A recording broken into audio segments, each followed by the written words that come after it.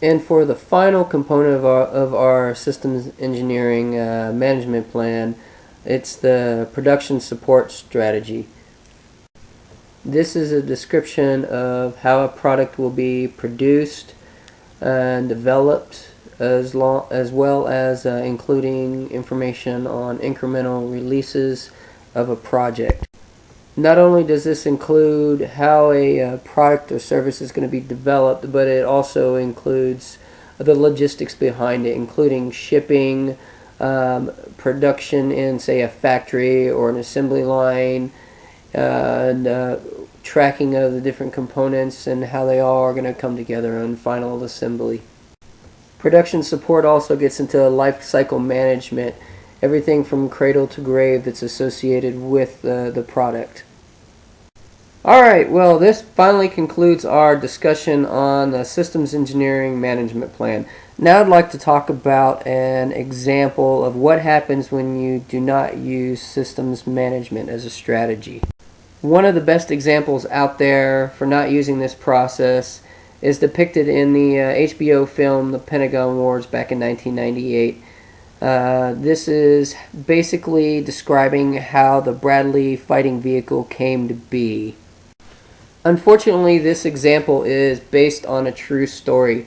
The Department of Defense wanted to design the ultimate armored fighting machine, and instead they completely missed the mark and came up with the Bradley fighting system.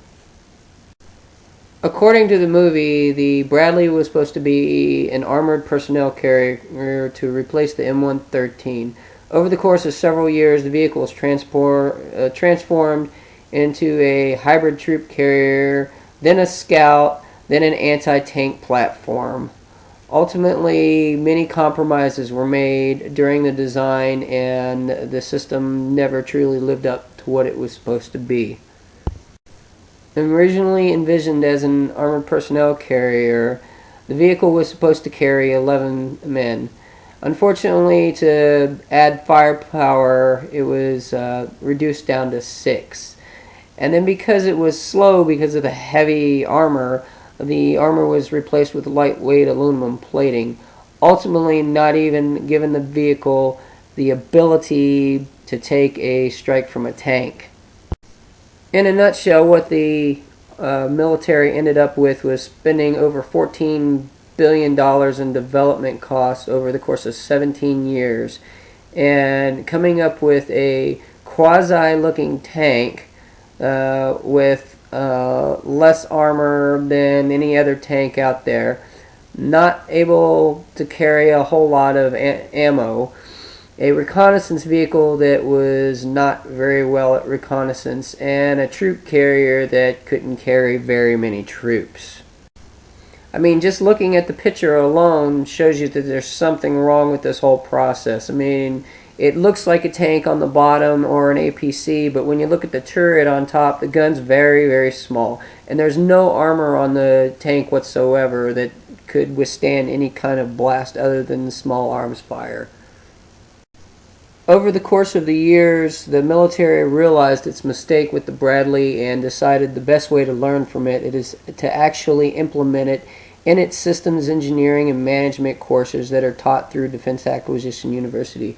So this particular example is discussed at length in multiple courses with DAU. Well, that pretty much concludes our discussion on systems approach to management and engineering.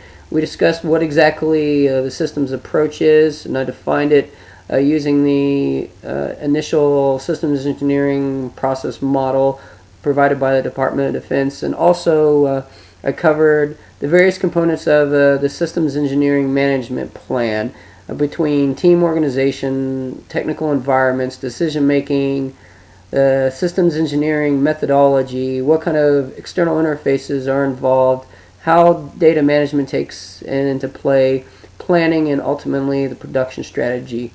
And finally, I discussed an example of what happens when you do not use this kind of method. If you're interested in learning more, I highly recommend a search at dau.mil or actnotes.com on systems management or systems engineering management. Also, our lecture notes from October 1st with Dr. Freyer and go see the movie Pentagon Wars. Once again, I'm Michael Vitale, and this presentation was designed for our Principles of Engineering Management course at UC Riverside. If you have any questions, feel free to contact me at the email address listed there. Thank you.